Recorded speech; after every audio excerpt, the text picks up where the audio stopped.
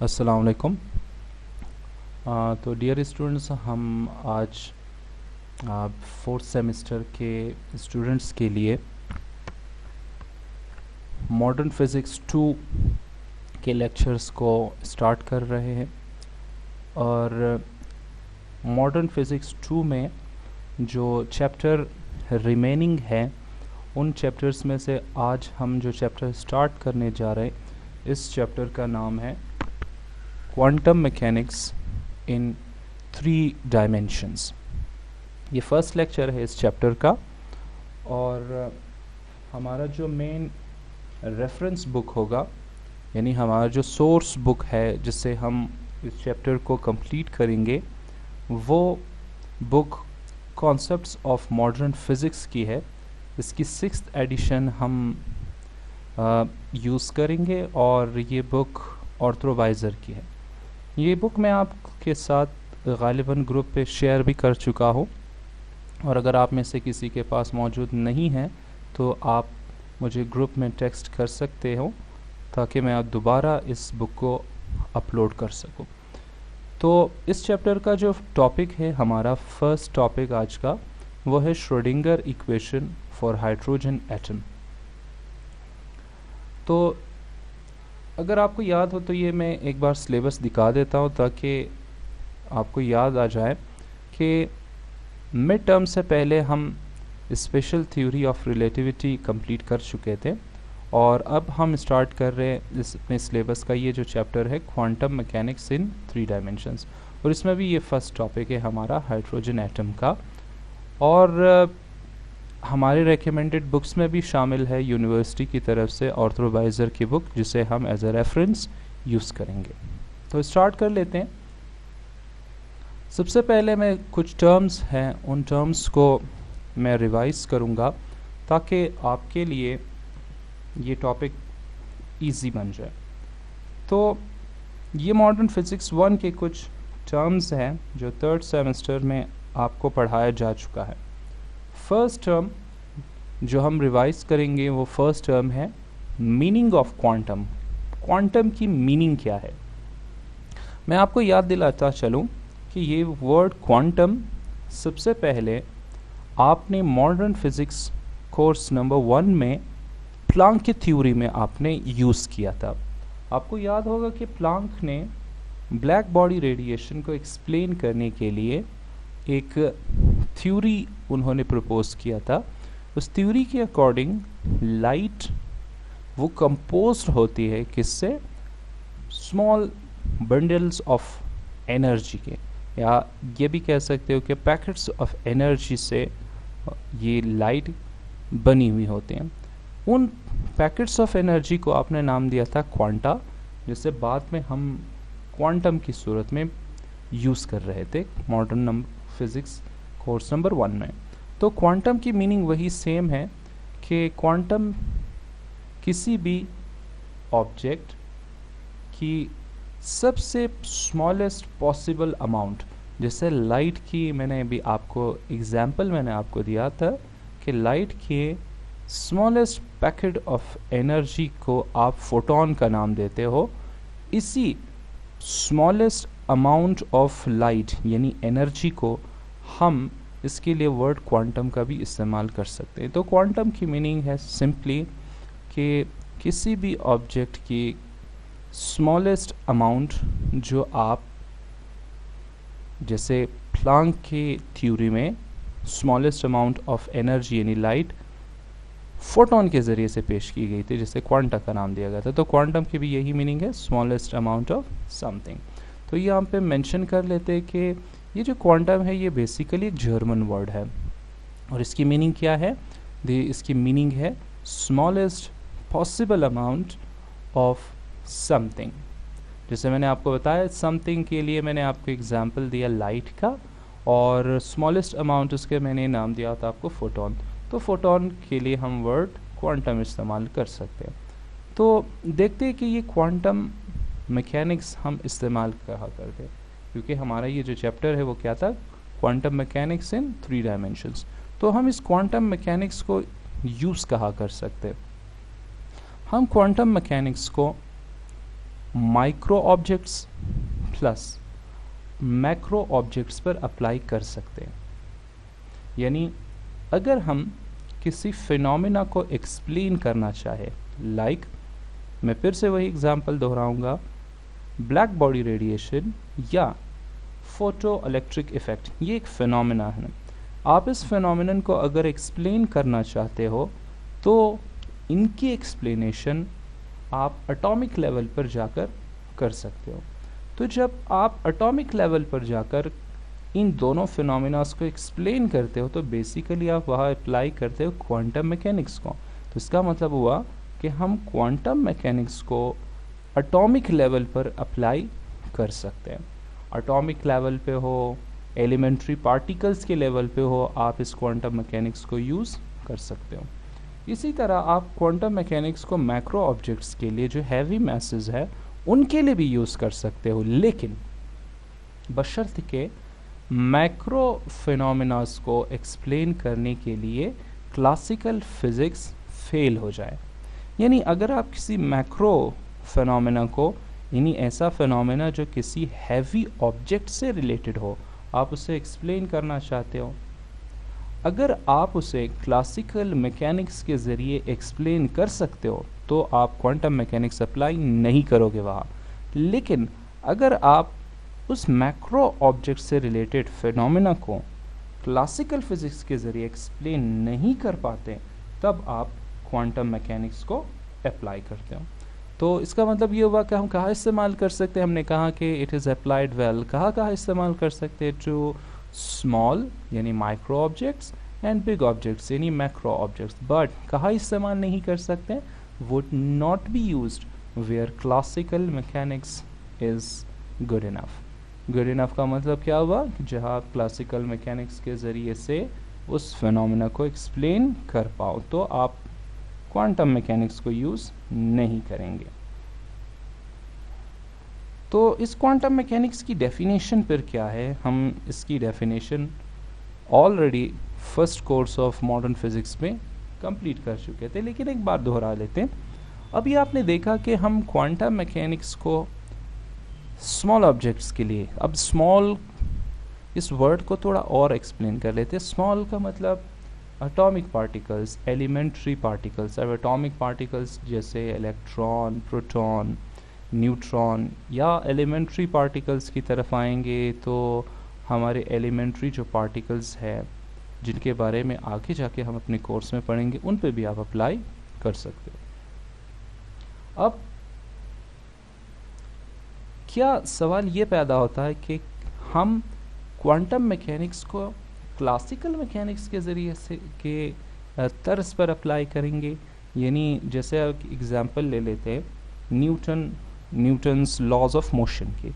तो Newton laws of motion में आप किसी ऑब्जेक्ट के मोशन को जब डिस्क्राइब करते थे तो वहाँ उसकी पोजीशन एग्जैक्टली बता सकते थे। मसलन कि एक बस है और वो, मैं उनके बारे में बताना चाहता हूँ कि वो बस अपने स्टेशन से आगे बढ़ चुके हैं, तो मैं ये बताऊँगा कि अकॉर्डिंग टू न्यूटन्स लॉ कि ये बस सबसे पहले अपनी स्टेशन पे 9 o'clock, यानी टाइम बता रहा हूँ मैं उसका कि इतने बजे ये बस अपनी स्टेशन पे मौजूद थी। तो देखिए मैं बस की पोजीशन को एग्जैक्टली बता रहा हूँ और फिर मैं बताऊंगा कि इतने मिनट के बाद वो बस रवाना हुआ और उसकी ये वेलोसिटी थी या ये एक्सेलरेशन थी और इतनी डिस्प्लेसमेंट वो कवर कर चुके हैं।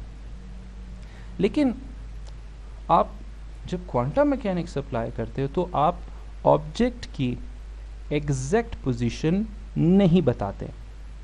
आपको याद होगा, आपने मॉडर्न फिजिक्स नंबर 1 में आपने हाइजेनबर्ग के अनसर्टेनिटी प्रिंसिपल को आपने पढ़ा था। तो अनसर्टेनिटी प्रिंसिपल में क्या था कि आप किसी ऑब्जेक्ट की पोजीशन को, किसी ऑब्जेक्ट के मोमेंटम को आप 100% एक्यूरेटली नहीं बता सकते, बल्कि आप प्रोबेबिलिटी का इस्तेमाल करते हो कि हो सकता है कि वो ऑब्जेक्ट जिसकी मैं पोजीशन को मेजर कर रहा हूँ वो उस इंस्टेंट ऑफ टाइम पे उस पॉइंट पे मौजूद हो या उसके आसपास मौजूद हो। तो ये एक प्रोबेबिलिटी है। हाइजेनबर्ग अनसर्टेनिटी प्रिंसिपल के ज़रिए से आपने इस प्रोबेबिलिटी से आप बिल्कुल आशना हुए थे। तो हम इसी प्रोबेबिलिटी को यूज़ करेंगे क्वांटम मैकेनिक्स में। यानी अगर अब हम क्वांटम मैकेनिक्स को डिफ़ाइन करना चाहे तो हम इस तरह डिफ़ाइन करेंगे कि क्वांटम मैकेनिक्स दरअसल फिज़िक्स की वो ब्रांच है जिसमें हम एटॉमिक या फिर एलिमेंट्री पार्टिकल्स के मास, एनर्जी, उन दोनों की रिलेशनशिप को डिस्कस कर लेते हैं प्रोबेबिलिटी के मैकेनिज़्म को अप्लाई करने के बाद। यानी पहले आप प्रोबेबिलिटी के कॉन्सेप्ट को अप्लाई करेंगे, फिर जाके आप एटॉमिक या माइक्रो ऑब्जेक्ट्स के यानी एलिमेंट्री पार्टिकल्स के मास, एनर्जी और उन दोनों की रिलेशनशिप को बता सकते हो। इस तरह से कि ये ब्रांच है जिसमें आप क्या पढ़ते हो, हमने कहा कि इन branch in which we study matter and energy at level of atoms and other elementary particles. And क्या अप्लाई करते, सब्स्टिट्यूट करते probabilistic mechanism in place of classical physics. तो क्लासिकल फिजिक्स में जहां आप एक्यूरेटली बात करते थे, एग्जैक्टली पोजीशंस वगैरह बता देते थे, यहाँ हम प्रोबेबिलिटी को इस्तेमाल करेंगे। तो वो ब्रांच जिसमें आप मैटर एंड एनर्जी को एटम्स और एलिमेंट्री पार्टिकल्स के लेवल पर प्रोबेबिलिटी के मैकेनिज्म को अप्लाई करने के बाद आप स्टडी करते हो, उससे आप नाम देते हो क्वांटम मैकेनिक्स। तो इस क्वांटम मैकेनिक्स में जो सबसे आप ये कह सकते हो जिस सेक्शन पे हमने मॉडर्न फिज़िक्स नंबर 1 में ज़्यादा एम्फेसाइज किया था वो था श्रोडिंगर इक्वेशन। तो हम श्रोडिंगर इक्वेशन को एक बार दोहरा लेते हैं कि ये श्रोडिंगर इक्वेशन किस चीज़ को या किस ऑब्जेक्ट या फिर किसी सब्जेक्ट को एक्सप्लेन करने के लिए डिराइव किया गया था। तो श्रोडिंगर इक्वेशन, ये दोहरा रहा हूँ मैं, डिटेल में नहीं जाऊँगा मैं, ये फंडामेंटल इक्वेशन है क्वांटम मैकेनिक्स के। तो इस फंडामेंटल इक्वेशन के ज़रिए आपको याद होगा आप वेव फंक्शंस को एक्सप्लेन करते थे।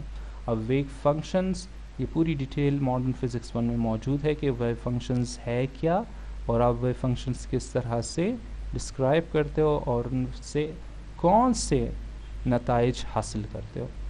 तो हम इसके ज़रिए क्या एक्सप्लेन करेंगे, जैसे मैंने बताया कि श्रोडिंगर इक्वेशन के ज़रिए हम डिटरमाइन करते हैं टाइप ऑफ फंक्शन को, यानी वेव फंक्शन साई को।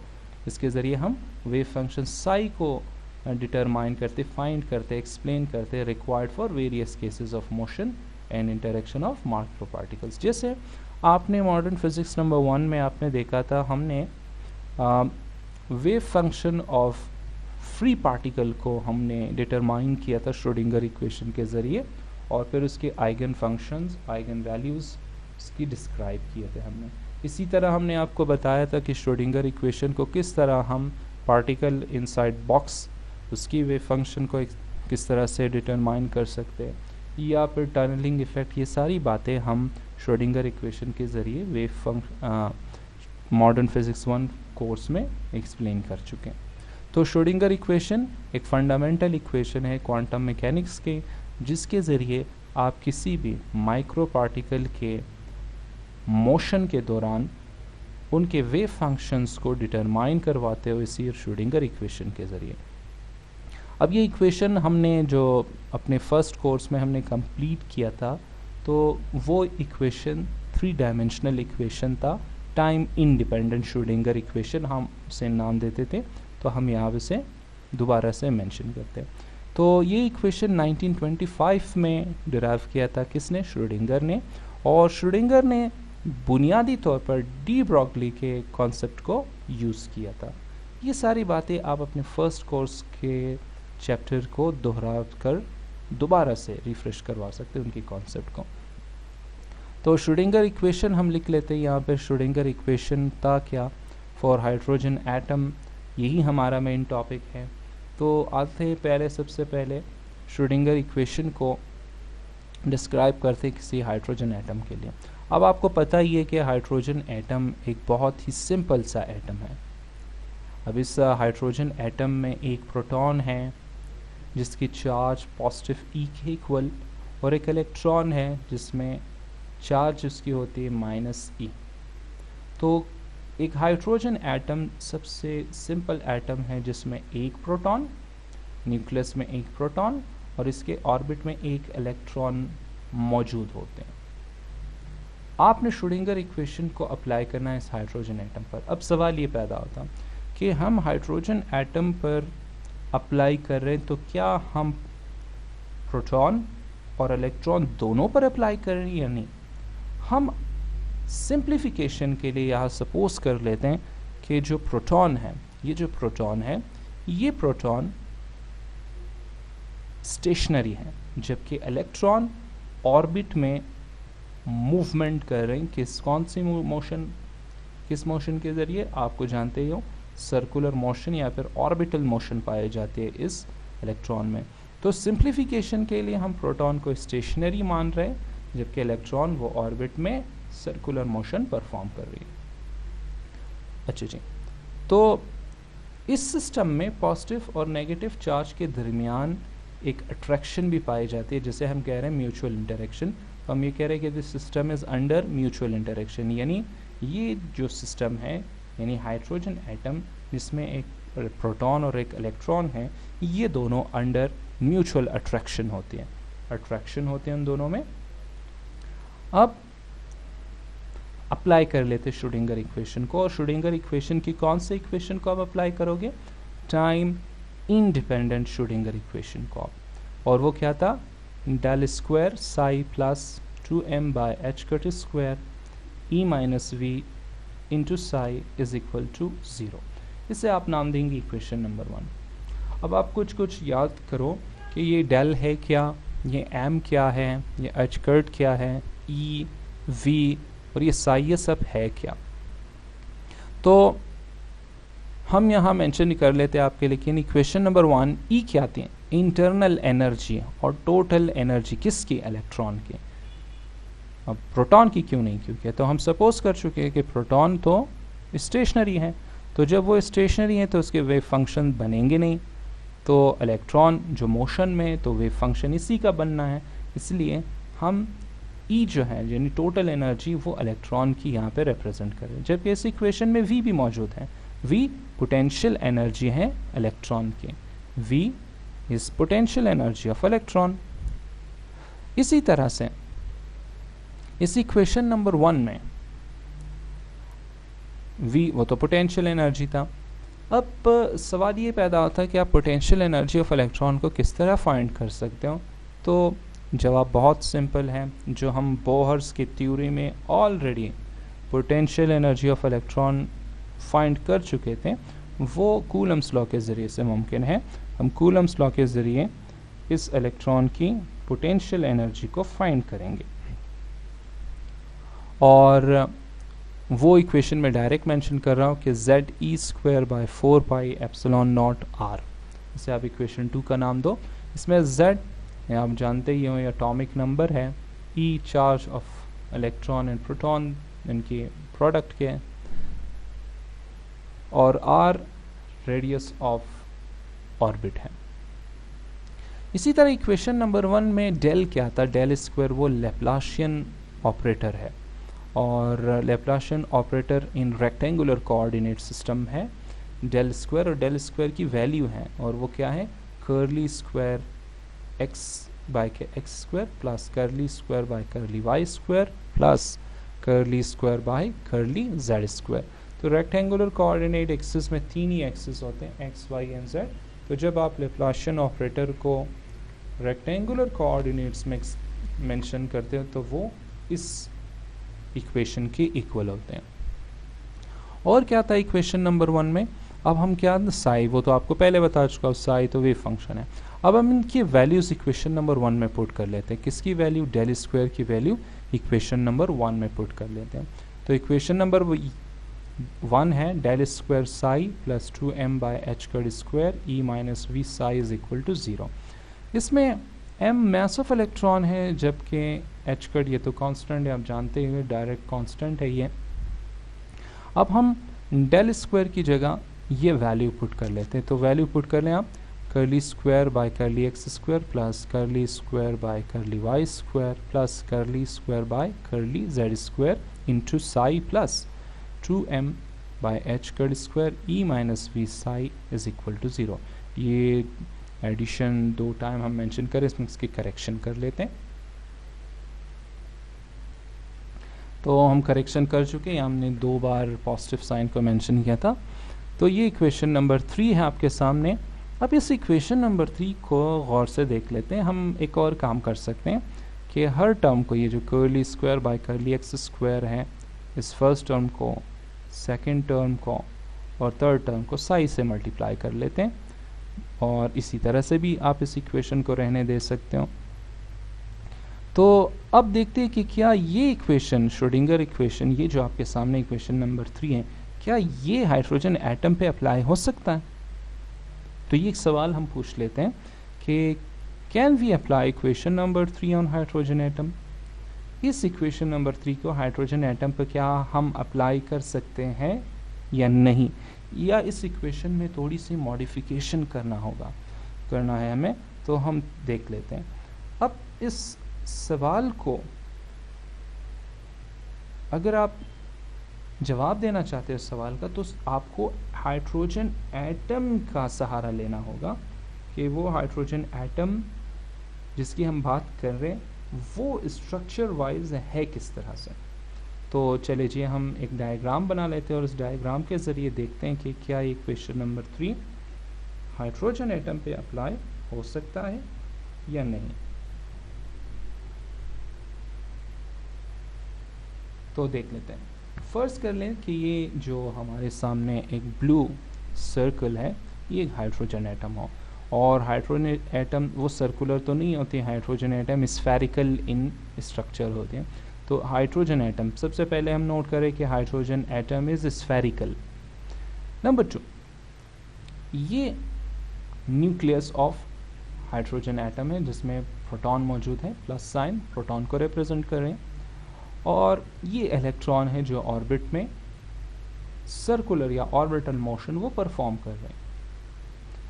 अब इन प्रोटॉन और इलेक्ट्रॉन के दरमियान ये जो गैप है, आपने इससे नाम दिया था रेडियस। तो ये 3 एक्सिस है। अब इक्वेशन नंबर 3 में 3 एक्सिस हैं, एक्स वाई और जेड। हम एक्सिस को ड्रॉ कर रहे हैं यहाँ पर। तो ये फर्स्ट वन जिसे आप एक्स एक्सिस का नाम देते हो, ये सेकंड वन जिसे आप वाई एक्सिस का नाम देते हो, और ये जेड एक्सिस।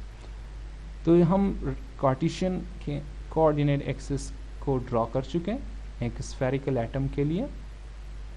अच्छा जी, अब आप देखो ये जो इलेक्ट्रॉन है, जैसे मैंने बताया कि ये प्रोटॉन से गैप एक डिस्टेंस पे मौजूद है जिसे आपने रेडियस का नाम दिया, ये ऑर्बिट का रेडियस है। तो ये गैप है जिसे आपने रेडियस का नाम दिया था आर। ये जो रेडियस है ये दरअसल जेड एक्सिस के साथ आप देख सकते हो ये एक एंगल बना रहे हैं। तो ये एंगल जो जेड एक्सिस के साथ रेडियस वेक्टर ड्रॉ कर चुके हैं उसे आप नाम देते हो थीटा। इसी तरह अगर हम इस रेडियस की एक प्रोजेक्शन ड्रॉ करें, अब मैं चाहूँगा कि आप फर्स्ट ईयर के वेक्टर एंड इक्विलिब्रियम वाले चैप्टर को दोबारा एक बार देख सको, आप देख लो ताकि ये पॉइंट आपको क्लियर हो जाए। मेरे पास उतना वक्त नहीं है इस वक्त कि मैं इससे बहुत डिटेल से एक्सप्लेन करूँ। मैं क्या करने जा रहा हूँ, मैं इस रेडियस वेक्टर का एक प्रोजेक्शन ड्रॉ कर रहा हूँ। कहाँ? एक्स और वाई प्लेन में। एक्स और वाई प्लेन में मैं रेडियस वेक्टर का प्रोजेक्शन ड्रॉ कर रहा हूँ। तो ये प्रोजेक्शन ड्रॉ करने का मेथड था कि आप एक परपेंडिकुलर ड्रॉ करेंगे एक्स एंड वाई प्लेन में, और फिर इस परपेंडिकुलर के जो टेल है इसे आप रेड न्यूक्लियस के साथ कंबाइन कर दो। तो ये जो आपके पास येलो कलर में ये जो लाइन आ रहा है ये दरअसल प्रोजेक्शन है, projection of r in x y plane. ये जो वाली लाइन है ये लाइन प्रोजेक्शन है, किसके? प्रोजेक्शन ऑफ आर है एक्स और वाई प्लेन में। और ये जो प्रोजेक्शन है ये दरअसल एक्स एक्सिस के साथ एंगल बना रही है, और इस एंगल को आप फाई से रिप्रेजेंट करेंगे। तो आपने देखा कि ये जो पोजीशन वेक्टर है जिसे हम रेडियस वेक्टर का नाम दे रहे हैं इस वक्त, इस रेडियस वेक्टर को एक्सप्लेन करने के लिए हम मज़ीद दो एंगल्स का सहारा ले रहे हैं। यानी अगर रेडियस वेक्टर की कोऑर्डिनेट्स बताने हो तो सिर्फ एक्स वाई और जेड ना काफ़ी हैं, बल्कि रेडियस वेक्टर को एक्सप्लेन करने के लिए मज़ीद आपको दो और एंगल्स को भी शामिल करना होगा, तब जाके आप इस पोजीशन वेक्टर ऑफ इलेक्ट्रॉन को आप एक्सप्लेन कर पाओगे। तो अब आप मज़ीद अगर इस डायग्राम को देखो तो एक बार फिर मैं दोहराऊंगा कि पोजीशन वेक्टर ऑफ इलेक्ट्रॉन को एक्सप्लेन करने के लिए आपको मज़ीद दो एंगल्स का सहारा लेना होगा, और ये एंगल्स है थीटा और फाई। अब इस इक्वेशन 3 को देखो कि इस इक्वेशन नंबर 3 में दोनों एंगल्स शामिल है, तो इस इक्वेशन नंबर 3 में दोनों एंगल्स शामिल नहीं है। तो इसका मतलब ये हुआ कि हम इक्वेशन नंबर 3 को हाइड्रोजन एटम पर अप्लाई नहीं कर सकते। यानी सवाल तो यही था ना कि क्या हम श्रोडिंगर इक्वेशन के इस फॉर्म को हाइड्रोजन एटम पे अप्लाई कर सकते हैं? तो जवाब मिला नहीं। क्यों? दो वजूहात हैं। नंबर 1 कि एटम यानी hydrogen atom spherical in shape है। ये इक्वेशन स्फेरिकल कोऑर्डिनेट्स को रिप्रेजेंट नहीं कर रहे, और डायग्राम के थ्रू हमें इस बात को अगर एक्सप्लेन करना चाहें तो देख सकते हैं कि पोजीशन वेक्टर ऑफ इलेक्ट्रॉन वो थीटा और फाई के ज़रिए से ही मुकम्मल एक्सप्लेन हो पाएंगे कि इन तीन एक्सिस के साथ साथ हम इन दोनों को भी शामिल करो, तब जाके ये पोजीशन वेक्टर एक्सप्लेन हो सकते हैं। तो पता चला कि इक्वेशन नंबर 3 इसमें टर्म्स मौजूद नहीं है, तो हमें इक्वेशन नंबर 3 को मॉडिफाई करना है ताकि हम इसे हाइड्रोजन एटम पे अप्लाई कर सकते हैं। तो ये जो बातें मैंने आपको बताया मैं इसको यहाँ पे मेंशन करूँगा। तो अब डायग्राम कंप्लीट कर रहा हूँ मैं। इस प्रोजेक्शन से एक परपेंडिकुलर अगर आप एक्स एक्सिस पे ड्रॉ करो तो ये एक्स कोऑर्डिनेट बन जाते हैं, यानी प्रोटॉन से लेकर इस पॉइंट तक ये एक्स कोऑर्डिनेट है। अब ये जो वाली पॉइंट से ये वाली लाइन है ये वाई कोऑर्डिनेट को रिप्रेजेंट करे, और ये जो लाइन है ये जेड कोऑर्डिनेट को रिप्रेजेंट कर रहे हैं। तो हमने देखा क्या कि हाइड्रोजन एटम क्या है? Hydrogen atom is spherical in shape, और इसी तरह से इट मीन्स अगर आप इलेक्ट्रॉन को डिस्क्राइब करना चाहते हैं उसकी मोशन को, तो आपको स्फेरिकल कोऑर्डिनेट्स की ज़रूरत होगी, और वो स्फेरिकल कोऑर्डिनेट्स कौन कौन से हैं? R, theta, phi. तो देख लेते हैं यहाँ पे। तो equation number 3 contains only Cartesian coordinates, यानी इसमें सिर्फ कार्टेशियन कोऑर्डिनेट्स है एक्स, वाई और जेड। अब इसमें तो देखें ना आर मौजूद है, ना थीटा मौजूद है, ना फाई। तो ये जो स्फेरिकल कोऑर्डिनेट्स हैं वो हम यहाँ पे लिख लेते हैं कि स्फेरिकल कोऑर्डिनेट्स कौन कौन से हैं। तो हम ये thus we need to convert the Cartesian coordinates into spherical coordinates, और भी spherical polar coordinates ये पूरा नाम है इसका। तो वो फिगर में कोऑर्डिनेट्स जो स्फेरिकल कोऑर्डिनेट्स है वो कौन कौन से हैं? वो आर है, थीटा है और फाई है। तो आर, थीटा और फाई को आप स्फेरिकल कोऑर्डिनेट्स का नाम दे रहे हैं। तो इस इक्वेशन नंबर 3 में थीटा, फाई और आर नहीं है। आर आसानी से इंट्रोड्यूस किया जा सकता कि मैं v की वैल्यू इक्वेशन नंबर 2 से 3 में पुट करूँ, तो इक्वेशन नंबर 2 में तो आर मौजूद है, आर तो इंट्रोड्यूस हो जाएंगे, लेकिन थीटा और फाई अब भी इस इक्वेशन में मौजूद नहीं है। तो हम कन्वर्ट कर लेते हैं एक्स, वाई और जेड कोऑर्डिनेट्स को स्फेरिकल कोऑर्डिनेट्स में। अब आर क्या है? दोबारा दोहराते हैं, r is radius of orbit. इसी तरह थीटा क्या है? Angle between radius vector and positive z axis. और ये जो फाई है ये क्या था? ये तो मैं बता चुका हूँ, ये projection of r in x y plane है, और ये जो प्रोजेक्शन है वो पॉजिटिव एक्स एक्सिस के साथ जो एंगल बना रहे हैं उसे आप नाम देते हो फाई। तो phi is angle between projection of radius vector in xy plane and positive x-axis.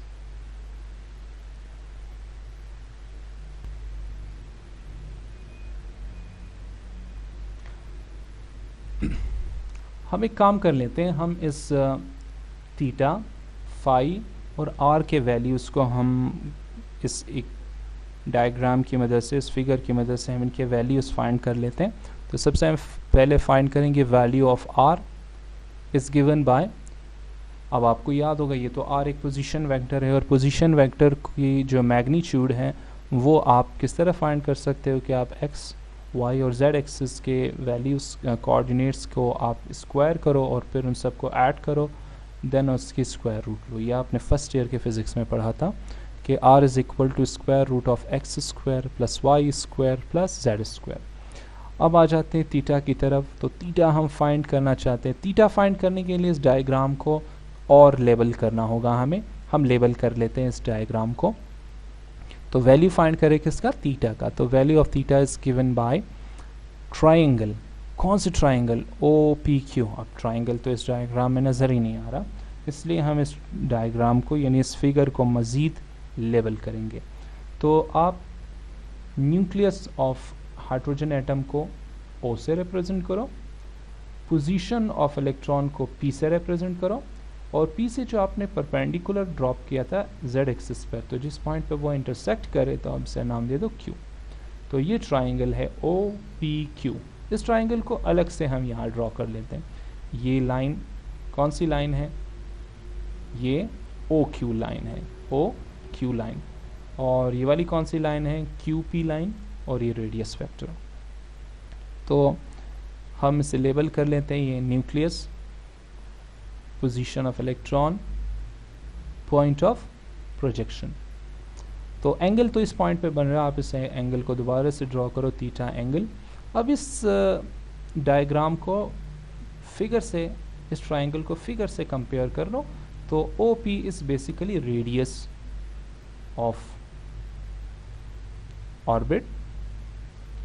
अब बाकी जो आप सिंपल सी ज्योमेट्री अप्लाई करते हो, in front of theta, in front of theta ये वाली जो साइड है ये परपेंडिकुलर है, ये वाली जो साइड है ये बेस है, और ये वाली जो साइड है ये हाइपोटेनियस है। तो OQ मैंने पहले ही कहा था कि OQ Z एक्सिस को रिप्रेजेंट करे, Z कोऑर्डिनेट को रिप्रेजेंट करे, इसलिए यहाँ पे हम Z मेंशन करेंगे। ये हाइपोटेनियस है और ये बेस। अब हम क्या करेंगे, क्योंकि इस ट्राइंगल में सिर्फ दो वैल्यूज़ ही गिवन है, एक हाइपोटेनियस की वैल्यू गिवन है और दूसरा बेस की वैल्यू गिवन है, इसलिए हम हाइपोटेनियस और बेस का रेशो बनाएंगे और उस रेशो के ज़रिए थीटा की वैल्यू को फाइंड करेंगे। तो ट्रिग्नोमेट्रिक रेशो आप यूज़ करो। तो हमने कहा कि as cos theta is equal to base by hypotenuse, जैसे मैंने कहा कि इन दोनों की रेशो बनाएंगे और उनकी रेशो को आप कॉस थीटा का नाम देते हो। तो cos theta is equal to base by hypotenuse. अब बेस को आप रिप्रेजेंट करते हो Z से और हाइपोटेनियस को रिप्रेजेंट करते हो R से। तो आप इनकी वैल्यूज़ लिख लो। तो cos theta is equal to Z by R। आपको थीटा की वैल्यू चाहिए तो आप कॉस को शिफ्ट कर सकते हो right hand side of equation में। तो theta is equal to cos inverse of Z by R, और R की वैल्यू है square root of x square plus z y square plus z square. तो ये तो है वैल्यू किसके, थीटा के। हम थीटा की वैल्यू को फाइंड कर चुके हैं। अब आते हैं हम फाई की वैल्यू फाइंड कर लेते हैं। तो फाई की वैल्यू बहुत आसानी से आप फाइंड कर सकते हो। ये देखो कि जब आप प्रोजेक्शन ऑफ आर की मदद से ये जो ट्राइंगल बनाते हैं तो इस ट्राइंगल में दो साइड इनके वैल्यूज प्रोवाइडेड है, एक वाई कोऑर्डिनेट की वैल्यू और एक एक्स कोऑर्डिनेट की वैल्यू वो गिवन है।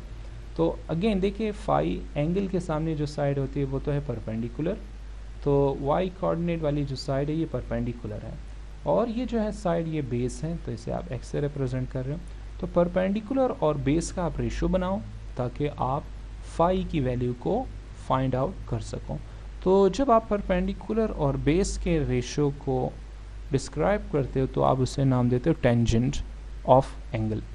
तो आप वैल्यू ऑफ फाई फाइंड कर लेते हैं। Value of phi is given by ratio of y and x coordinates बताया मैंने आपको यहाँ। तो इस रेशो को आप कहते हैं tangent of phi y by x. अब आपको फाई की वैल्यू चाहिए तो टेंजेंट को आप शिफ्ट करेंगे राइट हैंड साइड में, तो phi is equal to tangent inverse of y by x. तो ये तीनों वैल्यूज़ आपको मिल चुके हैं, r की वैल्यू, थीटा की वैल्यू और फाई की वैल्यूज़। अब इन तीनों वैल्यूज़ को हम इक्वेशन नंबर 3 में दोबारा से पुट करेंगे, और किस तरह से पुट करेंगे ये हमारा अगला लेक्चर होगा, जिसमें हम r, थीटा और फाई के वैल्यूज़ को इक्वेशन नंबर 3 में इंट्रोड्यूस करवाएंगे। तो अब हमारा काम क्या है, now we need to convert equation number 3 in spherical polar coordinates.